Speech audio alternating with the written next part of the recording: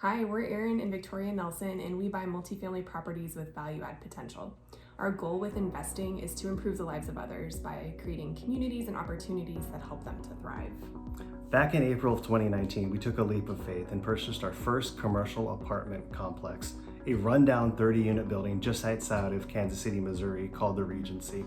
Just over 2 years later, after renovating the building and dramatically improving the living conditions for the tenants there, we ended up selling the building and nearly tripled investor capital. That's really exciting. How did we do it? It was a lot of late nights, hard work, and just running it like a business. We also had fantastic support from our business partners and from our mentorship team, Jake Stenziano and Gino Barbaro at the Jake and Gino Multifamily Mastery Program. Well, here's the story of how we restored Regency. Back in February of 2019, we got a phone call from a commercial real estate agent about a building in Missouri that we had made an offer on in the previous October.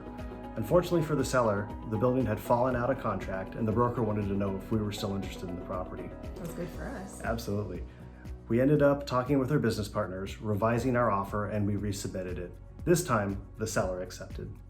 It was exciting. So we went out to Kansas City with our business partner and with our son, who was just under 1 year old. I had seen pictures of the building, and Erin had actually visited several months prior, but I was shocked when we walked in the front door for the first time. It had certainly changed a lot.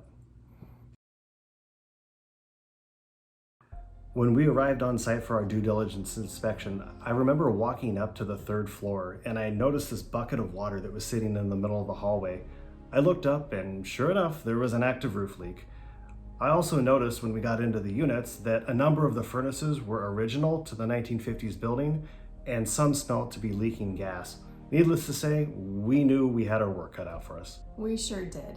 We had our baby with us during due diligence, and I was holding him in a carrier while we went through the building. Down in the basement, we were stepping over dead rodents, and the property manager was telling me that there had been a stabbing in the basement the week prior with police involvement, and it wasn't the first time that something like that had happened there.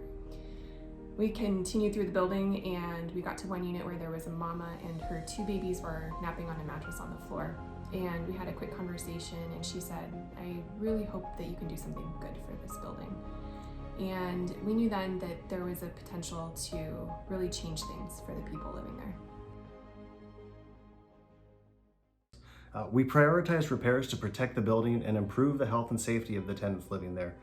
This included not only replacing the top layer of the roof, but also most of the corrugated sheet metal underneath, as it was really rusted and severely damaged. Actually, looking back, it's a wonder that somebody didn't fall through the roof while they were up there inspecting it. That's true, and there was more. We also replaced all of those old furnaces and several of the air conditioners. We fixed the exterior metal staircase and railings, which were at major risk of breaking and were not up to code at all. We hired pest control to deal with the many pest problems.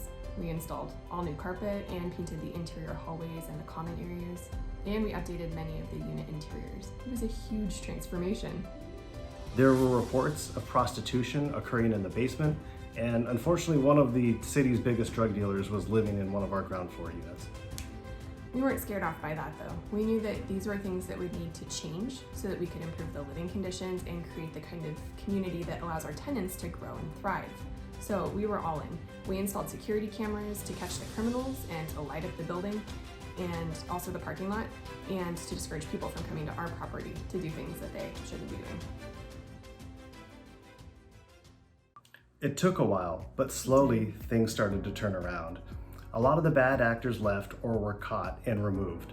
And morale around the building slowly started to raise as the tenants realized that we were doing a lot of positive renovations to the building and fixing a lot of the problems.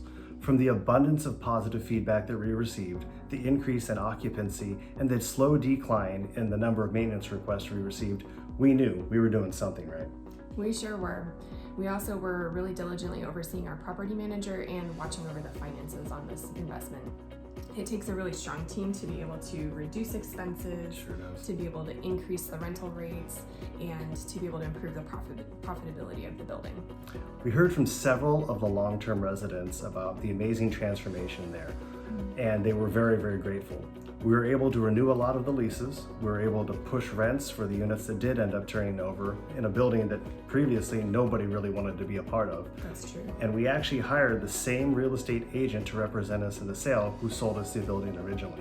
When he first walked into the building to check it out after our renovation, he was absolutely amazed. I think his jaw hit the floor based on the crazy transformation that had taken place. It was a huge transformation. We were really proud of what we did at Regency. We're proud for the way that we improved that community and have changed lives there. We're proud of the way that we oversaw the investment and thankful for the partners we had with it. I'm very much looking forward to the next one, and we hope you'll join us. Thank you. Thanks so much for watching.